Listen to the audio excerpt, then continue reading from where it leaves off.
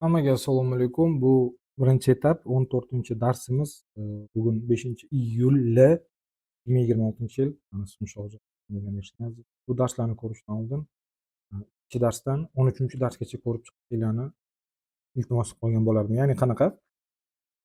Ikkinchi darsdan 12-darsimizgacha bu boshlang'ich, 13-darsdan уже birinchi etap, birinchi boshlang'ichni yaxshilab o'zlashtirib, o'zingizlarga moslashtirib olib, keyin davomini ko'ringlar. Ho'p, bugun o'sha hamma so'ragan, hamma iltimos qilgan narsani tushuntirib ketaman. Harakat qilaman imkon darajasida o'rgatib ketishga. Ho'p, bizga kerak bo'ladi Wofifix Trade. Sizlar xohlagan qaranglar, sizlar xohlagan platformani analiz qilishinglar mumkin. Xohlagan brokerlarda savdo qilish mumkin. Menda hech qanday majburiyatinglar yo'q mani oldimda. Ya'ni o'sha mani gruppamda o'tiribsizlar, shuni o'zi yetadi. Mani brokerimda savdo qil yoki mani platformam bunaqa narsa yo'q. Xohlagan brokerda ishlab, xohlagandek to'g'ri savdo qilsanglar bo'ldi, shu asosiysi. Qolgani balajnak. Ho'p, boshlaymiz nima? Bugun harakat qilaman soddaroq tushuntirishga imkon darajasida. Ho'p, o'sha hamma xohlagan, hamma so'ragan narsa bor, ya'ni ssenariy masalasi. Hamma yaxshi ko'radi shu narsani. Ho'p, ssenariy masalasida qanaqa bo'ladi? Ho'p, bizga kerak bo'ladi, uzrda birga qo'yibman, H4 va gorizontal liniya qani endi? Vertikal chiziq, uzr. Ho'p, bizga bugun 5-iyul bo'lsa, 1-iyunni topib olamiz. 1-iyunni topib olamiz. 1-iyunni topib oldik. Buni x ga qo'yamiz. Va bizga kerak bo'ladi 1-iyulda. Adashma, если не ошибаюсь deydi-ku, 1-iyulda 31. Buni ham bundoq qilamiz и 4x ga qo'yib olamiz. Bu 1 oylik. Mana bu ko'rib turibsizlarki 1 oylik. Xo'p, ssenariy masalasida bu meni o'zimning shaxsiy tushuncham. Hamma har xil o'ziga moslashtiradi. No, ba'zi shuni qilasizlar o'zinglar. Bizga kerak bo'ladi nima? Bizga kerak bo'ladi, oddiroq tushuntiradigan bo'lsak, kalkulyator va tekstovoy dokument mana. Buni atayin qo'shdim birinchi etapda, чтобы sizlarga tushunarli bo'lsin, chuqurroq o'rganinglar degan ma'noda. Xo'p, davom etamiz. 1 oylik bo'lgandan keyin mana bu vertikal chiziq ham, gorizontal chiziq ham bozorda chizmachilik yo'q. Bu sizlar ko'ra olishinglar uchun qiymatini, men qiymatni o'zini belgilasam tushunmay qolyapsizlar o'sha. Majbur bo'lyapman sizlarga tushunarli bo'lishi uchun. Bizga kerak bo'ladi 1 oyning eng yuqori talabi. Mana eng yuqori talabi 1 oyda. Bu bo'lyapti 4542. Aniq yozamiz. Eng yuqori talab bor bizda 4542 yu $42.47. Xo'p. Rangini o'zgartiramiz. Yashil qilaylik mana. Krasiviy rang. Endi va bizga kerak bo'ladi eng yuqori taklifi. Eng yuqori taklifi mana. Sizlar minimum deysizlar, maksimum deysizlar, mayli, unaqa desanglar ham bo'laveradi. Qarshiligimiz yo'q. Buni harakat qilinglar, yuqori talab taklif degan narsa. Bu ya'ni real vaqt bilan real aniqlangan yuqori taklif. Eng yuqori taklif. Eng yuqori taklif. $3942.81. Xo'p, bizda aniq bo'ldi. Eng yuqori talab, eng yuqori taklif. Endi biz nima qilamiz? Mana kalkulyatorni tushuntirib ketaylik. 4542 ni 47 ni qo'shamiz 3942.81 ga. Ya'ni bu yerda qanaqa bo'ladi? Biz buni teng x deb olsak, buni teng y deb olamiz. Ya'ni o'shanda bo'ladi x plus y teng. Xo'p, endi qo'shdik. Mana bu tengni qo'ymay turing, sizlarga tushunarli bo'lsin deb. Yo'q, teng turaversin. Xo'p, chiqdi 8485.28. Endi bu yerda bu nimaga teng bo'ladi? 8.845 yozib ketaman. Qaranglar, eng yuqori talab bilan eng yuqori taklifni qo'shganimizda avtomatik bizda hosil bo'lyapti umumiy qiymat. Umumiy qiymat. Umumiy qiymat teng bo'lyapti bizda 8.485.28 Hop, umumiy qiymatni nima qilib belgilaymiz? Umumiy qiymatni biz teng qilib belgilaymiz F ga. Teng F chiqdi. Buni aniqlab oldik. Umumiy qiymatni aniqlab oldik. Endi bizga kerak bo'ladi, nima kerak bo'ladi bizga bu yerda? Bizga kerak bo'ladi F ni uzr. Bo'lamiz 2 ga. Nimaga 2 ga bo'lamiz? Birinchidan ikkita yuqori talab bilan yuqori taklifni qo'shyapmiz. Ikkinchidan biz o'rta narxini topib olishimiz kerak. Ya'ni qiymatda o'rta qiymatini topib olishimiz kerak. Hop, 8.485.28 ni bo'lamiz 2 ga. Bunaqa qiyin ham emas. To'g'riroq tushuntirib ketyapman. 4.242.64 chiqdi. Ya'ni bizda hisob bo'yicha o'rta qiymat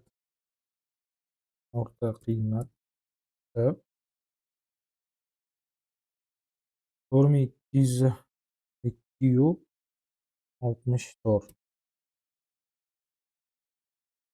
Xo'p, endi biz o'rta qiymatni nima qilib belgilaymiz? Q qilib belgilaymiz. Q belgilaganimizda Q chiqdi 4.242.64. Xo'p, buni olamiz. 4.242.64 ni topib olamiz. 4.242 qanasan 42? Mana 2.64. Xo'p, buni belgilaymiz. Qanaqa rang qilaylik? Mayli, sariq qilaylik. Yo'q, sariq ko'rinmay qolar ekan. To'qroq qilamiz. Xo'p. Qaranglar, bizda hosil bo'lyapti. Eng yuqori talabimiz bor, eng yuqori taklifimiz bor va umumiy o'rta qiymatimiz bor. O'rta qiymatimiz 4.242.64 bo'ldi. Xo'p, biz misol uchun ko'rayotgan bo'lsanglar, o'tgan oyni 1 oyligini analiz qilyapmiz. 1 oyligini analiz qilyapmiz. Endi davom etamiz. Davom etganda qanday davom etamiz? E'tibor qilamiz. Xo'p. Biz ko'ryapmizki, mana hisob-kitobimizga ko'ra qo'shadigan bo'lsak, yuqori talab bilan yuqori taklifni qo'shib 8.485 chiqdi. Sonni bo'ldik, o'rtasini aniqlab oldik. Endi qancha dollar yurganini hisoblab olishimiz kerak. Bu uchun biz nima qilamiz? X bilan Y ni ayiramiz. Ya'ni qanaqa? 4.542.47 dan ayiramiz 3.942.81 ni. 599.66 dollar yurgan bo'lib chiqdi. X minus Y eng bo'ldi 599 dollar 66 sent. Xo'p, endi bu qanaqa hisoblanadi? Bu nima bo'ladi? Bu bo'ladi R bo'ladi. R'imiz teng bo'ldi, ya'ni X minus Y teng R. Xo'p, R'imiz mana aniqlanib oldi 599.66. Ya'ni yurgan qiymati, umumiy 1 oylik o'sha umumiy 1 oylik faqat umumiy yurgan dollarda qiymati teng bo'ldi 599.66 sentga. Xo'p, biz buni ham aniqlab oldik 566 sent. Endi e'tibor qiladigan bo'lsak, hozir real vaqt bilan mana 1-iyul, bugun esa 5-iyul. To'g'rirog'i ertaga bozor ochiladi. Nasib bo'lsa bozordan keyin ko'ramiz analizlarimizni ham. Hop, dars davom etishimiz uchun bizga nima kerak bo'ladi? E'tibor qilinglar. 599.66 ni bo'lamiz 30 ga. 19 dollaru 98 sent chiqdi. 19 dollar 98 sent chiqdi. Hop, bu degani 1998 pips point. Dollarda hisoblashni o'rganaveraylik aka-ukalar. Xo'p, endi biz buni olganimizdan keyin 19.98 $19.98 1 kunlik yuruv chiqyapti aslida. Biz 30 ga bo'lganda, lekin buni men yozib qo'ydim 30 ga bo'lib, e'tibor qilinglar. 1 oyda 24 ish kuni bor. Ya'ni 59966 ni bo'lamiz 24 bank ishiga, bank ish kuniga. Bu 1 oylik umumiy bo'lganimizda $24.98 chiqdi. Bu nima degani? Bir ish kunida, mana shu o'tgan oyda bir ish kunida o'rta qiymati $24.98 harakatlangan oltin. Ya'ni bayga ham, selga ham, ya'ni qiymat ko'tarilgan, qiymat tushdi, takrorlaydi. Hop, bu $24.98 bizga nima beradi? $24.98 bizga nima beradi? Qaranglar, olamiz mana bunaqa qilib. Hop, bizga eng yaqini hozir 394281 bo'lyaptimi? 394281 ga qo'shamiz 24.98 ni. 1967 bo'ldi. Bunga qo'shamiz yana $24.98.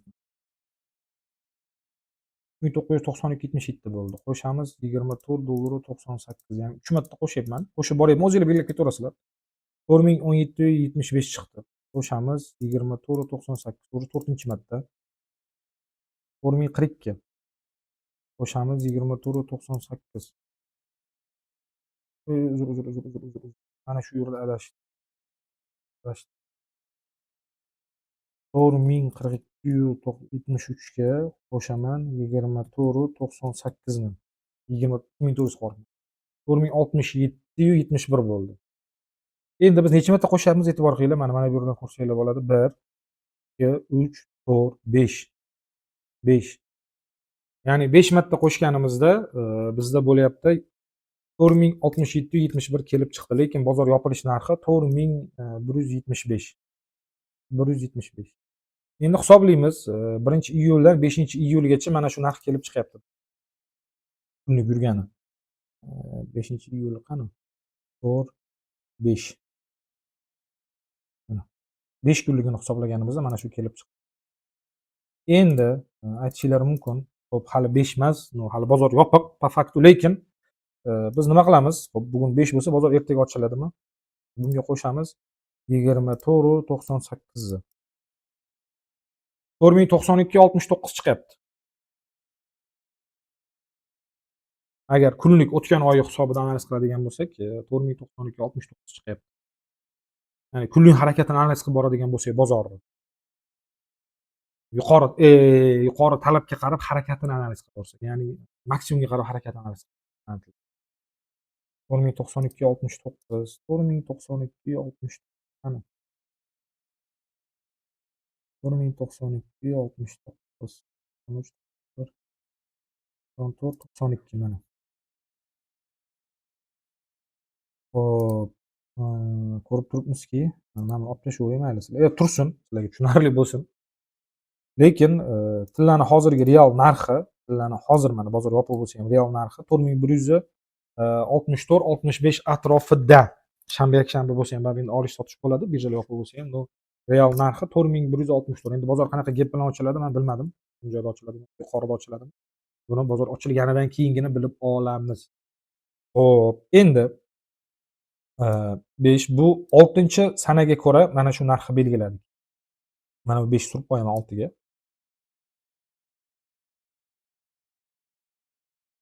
6-sanaga ko'ra biz buni belgiladik. Xo'p, endi hisoblab ketadigan bo'lsak, dal bunga yana 24.98 ni qo'shsak 4117 bo'ladi. Уже 7-kunni hisobi. Buni nimaga hozir men sizlarga ssenariy deb ko'rsatayotganim, o'tgan oyning ssenariysiga ko'ra agar sezgan bo'lsanglar, kunlik hajm 24.98, ya'ni bankovskiy dem bo'yicha. Endi sizlar aytishingiz mumkin, mana 1 oylikda siz 19.98 bizga nima kerak edi? Buni nima qilamiz deb hisoblab degan bo'lsanglar, 24.98 ichidan 19.98 dan razorotga kirish ehtimoliylar bor. Ya'ni o'sha hammanglar yaxshi ko'rasizlar, scalping, qisqa time frame, qisqa savdo balobatlar o'shanaqaga kirsanglar bo'ladi. Uzr, bizu qilib qo'ydim. Xo'p, endi biz olishga hisoblab oldik shuncha narsani. 4117. Dalish qo'shib ketaversanglar bo'ladi har doimgidek 24.9. 4142 tak dalil, tak dalil. Hammasini o'zinglar qaytarasizlar. Endi dalishi davom etamiz. Hozircha bu tushunarli bo'lgan bo'lsa sizlarga. Endi hamma so'radi o'sha ssenariy masalasini, keyin entry masalasi, entryni hacha 10, 11, 12-darsda ham, boshqa darslarda ham aytib ketyapmiz. Ko'pchilik tushunib, ko'pchilik tushunmaydi, ko'pchilik ishlata olyapti. Bizga hozir mana buni o'chirib turaman. Buni o'chirib turaman. Xo'p, analizimiz 1-iyul bo'lsa, 1-iyul bo'lsa 1-iyun, 1-avgust qani endi? Mana 1-avgust, Turix. Xo'p, 4092 ni ham o'chiryapman. E'tibor qilinglar, 4092 ni ham o'chiryapman. Mana shu oraliq kerak bizga analizga. Mana shu oraliq kerak bizga analiz qolishimiz kerak. Bizda o'tgan oyning yuqori talabi bor, o'tgan oyning yuqori taklifi bor, ya'ni real vaqt bilan o'sha o'rta qiymati bor. O'rta qiymati to'g'ri. Xo'p, ssenariy deb nimaga aytiladi? E'tibor qilinglar. Ssenariy deb nimaga aytiladi? Mo'y qalami qani edi? Narx boshlanyapti, qiymat boshlanyapti va e'tibor qiladigan bo'lsak, bu chizmachilik emas. Men sizlarga soddaroq qilib chizib ko'rsatib beryapman, shuni bilib olinglar. Mana bu joyiga qaraysizlar, mana bu joyiga. Mana bu joyiga. Hop. Bu nima bu chizilmayapti dalish. Mana bu yo'qoldi. Agar e'tibor qiladigan bo'lsak, ssenariy masalasini tushuntirib ketadigan bo'lsam, mana bu joyga e'tibor qilinglar. Ko'rayotgan bo'lsanglar, bozor 4542-47 sentdan qiymat tushib boryapti bir oy davomida. Qiymat tushib boryapti va oyning e'tibor qilinglar, oxirgi kunida bayga yuryapti. Ya'ni talab oshyapti. Bu nima degani? Mana shu oy, mana shu iyul oyida, ya'ni oxiri iyun oyida sotuvchilar ko'proq сделка qilgan. Ko'proq сделка qilgan hisobiga va oyning oxirida fiksировать qilgan. O'zini doxodini ma'lum bir qismi. Endi buni qanchalik fiksировать qilganini biz qachon bilamiz ssenariy bo'yicha? Qachonki 4242 dan o'tadimi, o'tmaydimi buni? Belgilagan narximiz bor o'rta qiymat. Ya'ni bu mana shuni fiksировать qilganini hisobiga ko'rayotgan bo'lsanglar, qiymat ko'tarilgan, narx oshib boryapti. Ya'ni bu yerda ssenariy nima bo'lyapti? Bir oy davomida uzluksiz tushyaptimi, oy oxirida обязательно сделкani fiksировать qilish kerak. Ya'ni qisqa muddatga kiryapti bular. Uzoq muddat hisoblanmaydi bir oy. Agar professional tilda aytadigan bo'lsak, bir oy muddat hech qachon uzoq muddat hisoblanmaydi. Bu haqiqatni bilib olinglar. Keyin bundan tashqari qanaqa yana soddaroq sizlarga aytay, bu qiyin til bo'lib qolmasligi uchun gapni ko'ryapsizlar-a? Gap bor orada, ya'ni qiymat to'xtovsiz ko'tarilgan, bozor yopiq payti bo'lgan, tak dalil. Orada yangilik chiqdi, yangilikda ko'tarildi, boshqa bo'ldi, qashqa bo'ldi. Lekin po faktu oladigan bo'lsak, o'tgan oyda kirgan qisqa muddatga sotuv, ya'ni oltinni sotganlar fiksировать qilgan o'zini сделкасini, doходini fiksировать qilib oldi. O'shani hisobiga qiymat 3942 dan 4175 ga ko'tarilib ketdi. To'g'ri, bu yerda aytishingiz mumkin, non-farm, yangilik, balobatlar, tak dalil, bu ham hammasi to'g'ri, lekin bu ikkinchi darajali masala. Birinchi darajali masala doimgidek talab bilan taklif emas. Xo'p, endi biz bu yerda nima qilamiz? Boshlang'ichda o'rgangan hamma o'sha boshlang'ich man o'rgatgan narsalarni xolos ishlatsanglar bo'ladi bu bir oylikning ichida. Yokida o'sha 2.198 bor va 3 bor, 2.18 ga bo'lish bor, 3 ga bo'lish bor, bayga, selga, tak dalil. Uni ham ishlatsanglar bo'ladi. Entry masalasida. Yana ham bitta entryni masalasi bor. Bu qanaqa masala deydigan bo'lsanglar, mana bu yerda hisobladik-ku biz, e'tibor qilinglar. Erimiz $599.66. Ya'ni salkam $600 ga bir oyda oltin arzonlashib ketdi. Ya'ni bu degani juda ham katta yo'qotish degani. Juda ham katta narx arzonlashib ketdi. $600 bu hazil pul emas. Bir unsasi narxi $600 ga tushib ketdi. Xudo xayrlarini bersin.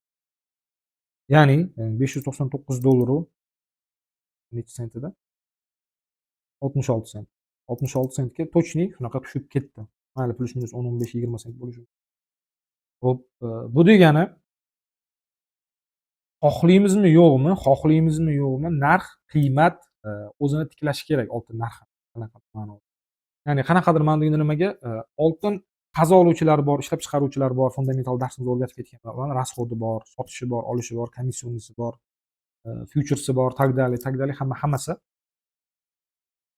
Xo'p, narx qanchalik ko'p tushganidan keyin xohlaymizmi yo'qmi, yangi oydan yangi сделкалар ochiladi. Eski сделкалар ko'pi fiksироваться qilinadi. Chunki hammayam yillab savdo qilmaydi. O'sha kimdir 1 oy ushlaydi, o'sha qisqa muddat professionallar ham, hedge fondlar, bankir 2 oy, kimdir 3 oy. Ba'zi davlatlar ham misol uchun e'tibor qilsanglar, oyda 1, 2 oyda 1, 3 oyda 1 sotadi. To'xtovsiz har kuni savdo qilmaydi. Yoki oltin sotilmaydi to'xtovsizda misol po faktu olsak, bu Sentrobank tomonidan hedge fond kompaniyalari tak dalay xususiy kompaniya sotaveradi xohlaganicha. Ну, именно katta объем partiyada bir oyda bir marta qilinadi. Chunki nimaga? Oylik hisobot degan narsa bor. Oylik hisobot bo'lganidan keyin, oylik hisobot tugaganidan keyin e'tibor qilyapsizlarki, oltin oshyapti qisman. Endi aytishlari mumkin, copy tradingda ikkita сделкangiz bor edi, ikkita сделкам qolib ketdi. Bayga rekordda statement tashlab berdim, ochiqchasiga bekitmasdan selga kirganman. Ikkalasi ham analiz bilan qilingan. Ikkalasi ham обратный sторона hisob-kitob qilingan. Nusxa savdoga o'tsak bo'ladi mana. Bu bir turibdi, bu ertaga обновление bo'ladi. 810 bo'lib turibdi mana. Ochiq pozitsiyalar shanba-yakshanba kuni ko'rinmaydi, dushanbadan ko'rinadi yana. Sababi shanba-yakshanba bizda обновление bor. Yopilgan pozitsiyalar mana. Mana bu ikkitasini yopdim. Juma kuni 185 da, 9 da yopdim. Foyda bilan yopib oldim. Hali minus bo'lmadi. Mana shu nimani o'rgatsam shu bo'yicha savdo qilyapman copy tradingda. Atayin shu hammanglar ko'ringlar, bilinglar deb. Ochiq pozitsiyada ikkita bayim bor. Bozor chiqqandan keyin ko'rib olsanglar bo'ladi. Xo'p, endi lekin rekordda 5 lot selim bor. Eng qiziq joyi mana shu yerda, Mana trading nima bo'ladi? Ya'ni men doim sizlarga aytib kelaman-ku, trader ham bayga ham selni ko'ra bilishi kerak. Rekordim xatoni kechirmaydi. Copy trading xatoni kechirishi mumkin. Rekordim xatoni kechirmaydi. Shuning uchun harakat qilaman, qisqa muddat bo'lsa ham maqsad foyda bilan yopib olish. Xo'p, endi ssenariyni davom ettiramiz. Xo'p, endi ssenariy bo'yicha aytadigan bo'lsak, oy boshidan beri qiymat selga yurdi. Oy oxiri fiksироваться qilindi. Fiksироваться qilingandan keyin e'tibor qilsanglar, mana bu yerda qiymatiga, narxiga e'tibor qilasizlar. Mana narxiga e'tibor qilasizlar. 3964, 3942, 4024. Endi bu qanaqa hisoblanadi?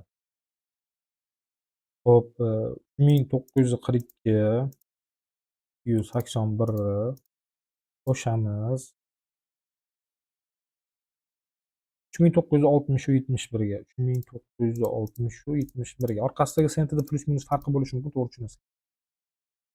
4024 53 qo'shamiz 4024 53 bo'lamiz 2,198 ga. 4002 dan biz bayga kirishimiz kerak bo'lgan. 4002 dan biz ko'pchilik 1303, 1303 deydi. Mana shu 1303 hisoblashinglar uchun. 4002 70. 4002 miz qani? 4002. 4002. Mana shu yerdan biz bayga kirishimiz kerak bo'lgan aslida. Narx 4000 o'sha 4003 bo'lib qolibdi bu yerda, mayli ana bo'yaganimga. 4000 mana 4002 dan biz bayga kirishimiz kerak bo'lgan. Shu oyning boshidan biz bayga kirib olishimiz kerak bo'lgan.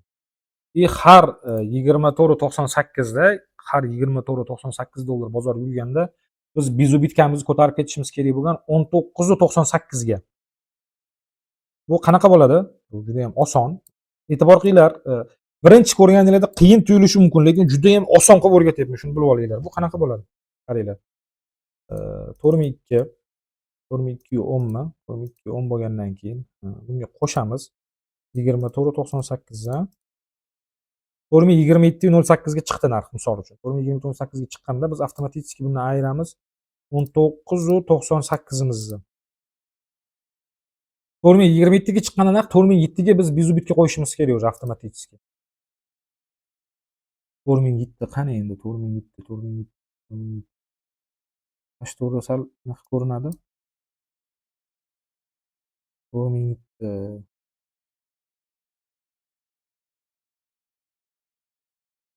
4008 4007 mana shu yerda bizni bizubitkamiz bo'lishi kerak bo'lgan. Xo'p, 4027 ga, 4027 da mana 4027,08 ga qo'shamiz. 24,98 ni 4052 ga chiqqanda bundan ayiramiz 19,98 ni keyingi byuzi bitganmiz. 4032 bo'lishi kerak keyingi byuzi bitganmiz. 4032 nechi? 4032,08. 4032,08, 35, 31, 32,08 mana. Даже mana shu yerda byuzi bitganimizni urgan bo'lardi agar biz kirib shunaqa ko'tarib ketganimizda byuzi bitganimizni urgan bo'lar edi. Endi mana shu joyga qaytadigan bo'lsak, agar M5, M15 da mana M15, M15 man ko'rsatib bermoqchiman sizlarga konkretniy bo'lsin hammasi. Mana byuzi bitganimizni urdi, mana qaranglar, byuzi bitganimizni urdi. Byuzi bitganimizni urgandan keyin 18 yana ishlatamiz. Turibdi 4032,22. Hop, 4028 4028 ga qo'shaman. 4034,86, 4034 o'zini qo'sha qoling. Pastdagi plyus minus hisob olasiz. Bundan keyin qo'shaman. Avtomatически bo'ladi. Po faktu qiymati tushgani, mana bu yerda ham biz olishimiz kerak edi, lekin men eng yuqori taklifini oldim va undan oldingisini. Endi biz olamiz undan tashqarisini 4052 ni. 4052. Mana bu yerda oldim 4052. Buni bo'lamiz 2,98 ga. 4065 dan biz yana bayga kirishimiz kerak bo'ladi. Hozir bitta qiziq narsa bor, mana 4065 dan bayga kirishimiz kerak bo'ladi. 64, 65. Mana shu yerdan biz yana bayga kirishimiz kerak. Eng qizig'i mana shu joyda yangilik chiqib narx otib yubordida. Qizig'i. Xuddi shunaqa ishlab ketaverasizlar yana. 4065 dan kirdinglarmi? 65 dan kirdinglarmi? Bunga qo'shasizlar 24,98 ni. Bir oylik полный mashinada ishlaysizlar mana shu. 4089 ga chiqqandan keyin ayirasizlar 19,98 ni 4109 ga byuzga qo'yib ketaverasizlar. Ayiramiz. Uzr qo'shib yuboribman. Uzr, mana shu joyni uzr, ming bir uzr to'g'rilaverasizlar. Ayiramiz 19,98 ni 4069 ga byuzga qo'yasizlar. Dальше xuddi shunaqa ketadi. O'zi asosan bozor ham hisob-kitobga qarab yuradi. Bozor ham hisob-kitobga qarab yuradi. Ssenariy bo'yicha ssenariy va entry mana shu narsa bo'ladi. Selimizga bo'lsa, selga 3 bo'lib ketamiz. Ya'ni bu qanaqa bo'ladi? Hozircha H4 da biz faqatgina nima deydi? Buy analiz qildik. Ssenariy bo'yicha. Xo'p. Endi qachon selni qilamiz? Selni hozir ham qilsak bo'ladi. Selni hozir ham analiz qilsak bo'ladi. Faqat sal boshqacharoq chiqishi ko'rsatib boraman. 4194, 4194 qo'shaman. 4144, 4144 qo'shaman. Orqasidagi sentrni yozmayapman, yozasizlar sizlar. 4114, 4114 teng bo'laman 3 ga. 4150 dan biz sel ham ko'rsak bo'ladi. 4150 qani endi? 4150. Mana analiz entry masalasi sizlarga so'radinglar-ku. Juda ko'pchilik tushunmay kirib. Xo'p. Biz lekin bir oylik bo'yicha, biz bir oylik xizmat, bir oylik analiz bo'yicha, ssenariy bo'yicha biz mana bu yerdan 4002 dan bayga kirishimiz kerak edi. Undan keyin har 20,18 da mana bu yerda сделкani yopib, byuzga urardi. Dальше 4065 dan yana bayga kirardik va narx otib yordi. Dальше hali 4150 ga kelmadi. 4150 ga sell limit qo'ysak bo'ladi. Albatta stop loss bilan. Stop loss qanaqa bo'ladi? Stop loss $24 qancha chiqdi boya mana bu yerda? $24.98 bo'lamiz 4 ga. $6.20 bo'ladi. $6.24 stop lossinglar bo'ladi.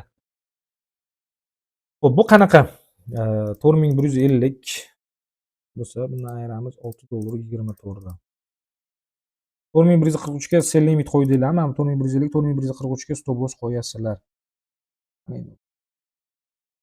143. 142.99 bo'lib 143 hisoblayverasizlar. Mana shu yeriga stop loss qo'yasizlar. Bayda ham xuddi shunaqa, selda ham xuddi shunaqa. Mana kirishga qiynalyapmiz deyapsizlar, mana sizlarga sel limit qo'ydinglar, stop loss. Xo'p, stopinglarni uradigan bo'lsa, avtomatik ham bayga analiz qilasizlar, ham selga. Dalshi kirish ham уже pasnariy bo'ladi, lekin hozirgi moment oy oxirida ssenariy bo'yicha bayga mana 12 dan bayga kirish kerak edi. Bayga kirildi deb hisoblasak, misol uchun mana o'chirib qo'y. Bayga kirildi deb hisoblaydigan bo'lsak, biz 4242 dan keyin sel qidirsak, nur ustiga a'lo nur bo'lar edi. Lekin sel qidirsak qanaqa ma'noda? Ya'ni 45 65% sel qidiramiz, 30-40% bay qidiramiz. Sababi nimaga? Sababi teng yarmidan o'tyapti narx. Bu logikaga shunisi to'g'ri keladi. Darsni qayta ko'ringlar, tushunmaydigan bo'lsanglar, bundan tashqari ssenariy masalasida hozir bay, oltin bayda. Lekin selni ham ko'rsatib berdim. Agar sezgan bo'lsanglar. Xuddi mana shu harakat qildim soddalashtirishga, qiyinlashtirmas. Xo'p, stop loss ko'rsatib berdim. Qanaqa? Buni iltimos birinchi demoda yaxshilab darslikni birga bir test qilinglar. Mana shu 14-darsni birga bir test qilinglar. Shuni bilinglar, sizlar ikkinchi darsdan 13-darsgacha ko'rib o'zinglar o'rganmagan bo'lsanglar, bu darsni ko'rish hojat yo'q. Dars tushunmaysizlar. O'zinglarga keragini moslashtirib olasizlar. Bu faqatgina H4 bilan M15 da qilinadi. Boya kirib ko'rsatib berganimdek. Birinchi H4 da qilasizlar, keyin bizubitga uradigan bo'lsa, M15 ga o'tib, M15 da dalishi enter qidirasizlar bayga selga. To'g'ri bo'lsanglar aniq. Bu 1 oylik hisob-kitob qilib berdim hozir men sizlarga mana shu. Iyul oxirigacha mana shu hisob-kitob. Qanaqa iyul oxirigacha deydigan bo'lsak, 4542 miz yoki 3942 mizni yangilasachi degan fikrni aytishinglar mumkin. Uni yangilasa 12-darsimiz bor, 11-darsimiz bor, 10-darsimiz bor. Esinglarda qo'shib ayirib ketaverasizlar hisobda. Chalg'ib ketishinglar shart emas. Shunaqa. Hammaga rahmat, omadinglarni bersin.